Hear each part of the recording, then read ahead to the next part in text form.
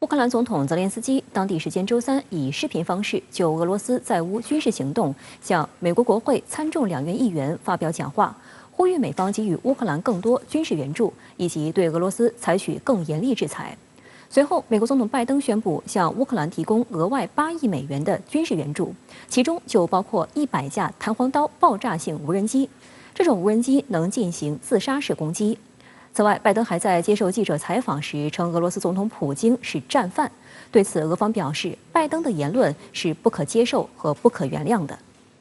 美国国会参众两院议员周三在国会山通过视频方式观看了泽连斯基约15分钟的讲话。泽连斯基呼吁美国在乌克兰最黑暗的时期采取更多行动。他还再次表达希望能在乌克兰设立禁飞区。如果禁飞区要求不切实际，希望美国能向乌克兰提供战斗机、防空武器等，以便让乌克兰人民保卫自己的国家。You know how much depends on the battlefield, on the ability to use aircraft, powerful, strong aviation to protect our people. 泽连斯基还呼吁加大对俄罗斯的制裁力度。在泽连斯基讲话后，美国总统拜登宣布将向乌克兰额外提供8亿美元军事援助，包括防空武器及其他军事设备。这使得过去一周美国对乌安全援助总额达到10亿美元，也将拜登政府上台以来对乌克兰援助总额推高至20亿美元。但拜登同时表示，自己不会在乌克兰设立禁飞区，因为此举将使美国和俄罗斯发生直接冲突。随后，在白宫新闻简报会上，有记者再次问及美国或北约是否会在乌克兰设立禁飞区。白宫新闻秘书普萨基再次予以否认。And as we've said before, a no-fly zone would require implementation. It would require us potentially shooting down Russian planes, NATO shooting down Russian planes, and we are not interested in getting into World War III. 至于额外8亿美元的军事援助，白宫方面表示，其中包括800套毒刺便携式防空导弹系统、100架战术无人机、6000套 AT-4 反坦克系统等，5000支自动步枪、1000支手枪、400挺机枪和400支霰弹枪。此外，美国还会向乌克兰提供超2000万枚子弹、火箭弹和迫击炮弹，以及2.5万件防弹背心和同等数量的头盔。从泽连斯基来说呢，他当然希望美国跟欧洲呢，提供更大的军事援助。但现在参战是不可能的，那么他们希望美国跟欧洲呢，能够在乌克兰上空设立禁飞区，就不让俄罗斯飞机进来。但这个呢，很可能就意味着，欧洲的北约盟国跟美国呢直接跟俄罗斯发生军事冲突的，这个呢恰恰是双方一定要竭力避免的。就尽管美国答应提供好多军事援助，的确也已经提供了，而且还要继续提供，但是呢，不会设禁飞区，也不会直接出兵。美国有线电视新闻网援引消息人士称，美国将专门向乌克兰提供100架弹簧刀无人机，这是一种靠电池提供动力的小型无人机，可秘密接近目标而不被发现。弹簧刀携带有监视仪器，可为操作手提供目标的即时 GPS 坐标和视频信息。弹簧刀还装备有一个小型弹头，一旦美军操作手认为目标值得攻击，弹簧刀就会收起机翼，变身成一枚小型巡航导弹，直接与其锁定的目标同归于尽。美国媒体称，弹簧刀是乌克兰愿望清单上的武器之一。乌克兰在上周末就与美国方面就军援草案进行了磋商，然后将这款武器添加到了清单上。消息人士称，美国可能需要通过远程连线的方式培训乌克兰军队使用这些武器。美国提供的这些单兵武器跟将要提供的无人机不会改变战场上的力量对比。如果是俄罗斯要放手要打的话呢，乌克兰的确很难抵挡得住。但是这些单兵武器呢，的确很有效。为什么呢？俄罗斯出动的这些战机呀、坦克、装甲车，便宜的上百万美元，贵的上千万、几千万美元。但是这个小小的一枚反坦克导弹几万美元吧，而且是发射以后只要瞄准2秒钟，一发射以后不用管了它自己就会找寻跟踪目的，效果还是不错的。除了提供武器，拜登周三还对俄罗斯总统普京做出俄乌冲突以来最严厉谴责，首次以战犯一词形容普京。No. Did you ask me whether I was called? I think he is a war criminal. 此前，包括总统拜登在内的美国官员一直回避使用战争罪一词形容俄在乌行动，理由是美国方面仍在调查是否可以使用这样的言辞来形容。对于拜登这一言论，克里姆林宫迅速做出回应，称一个曾经发动轰炸导致数十万人死亡的国家元首所发表的这些言论是不可接受、不可原谅的。与此同时，美西方国家持续加码对俄制裁。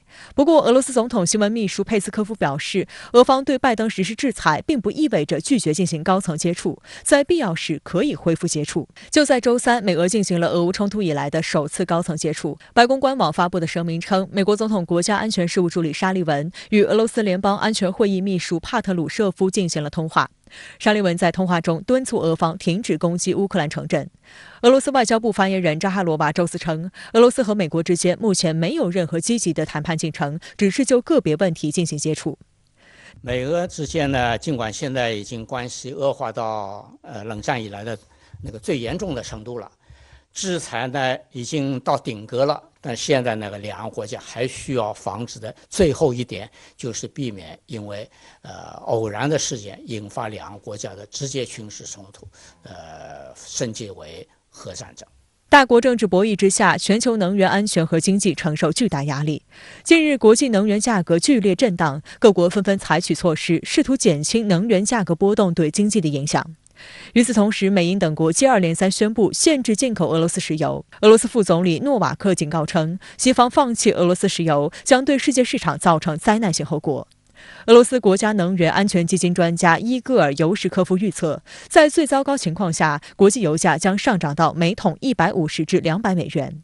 纽约时报分析也认为，如果美国进一步制裁俄油系，将可能损害美国经济，进一步提高通胀。国际货币基金组织周二也发出警告称，乌克兰危机可能导致能源贸易转变、供应链重新配置和支付网络碎片化，并促使各国重新考虑其持有的外汇储备。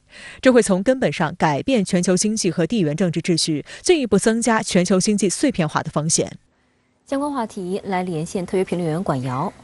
管先生您好。美国总统拜登昨天在记者追问下指责普京是战犯，俄总统发言人对此强硬反击，炮轰拜登说法不可接受、不可饶恕。那么，管先生，您对于美俄嘴仗再度升级如何看呢？好的，主持人。那么，俄乌冲突已经持续了3周，美方呢最新将攻击的标靶直指俄罗斯总统本人，而且呢这个行动是由拜登本人发出的。那么这意味着美俄博弈角力的进一步的升级。那在我看来呢，这甚至是美俄国际法大战的一个显著升级。当然了，拜登本人甚至包括他素来看重的小儿子，也已经沦为俄罗斯方面的制裁对象。拜登去年曾经在电视访谈中被 ABC 电视台的主播问到是否认定普京是 killer， 也就是所谓的杀手。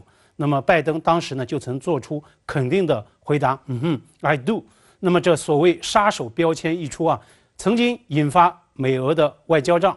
那么俄罗斯召回了驻美国的大使，普京本人呢，他的回应倒是一笑置之。他甚至在接受美媒采访时呢，调侃说祝拜登身体健康。他还曾引用俄罗斯的童谣“骂人者必自骂”来暗讽对方。但是呢，今时不同往日，俄乌现在均处于战时状态，战犯可谓是顶级的指控。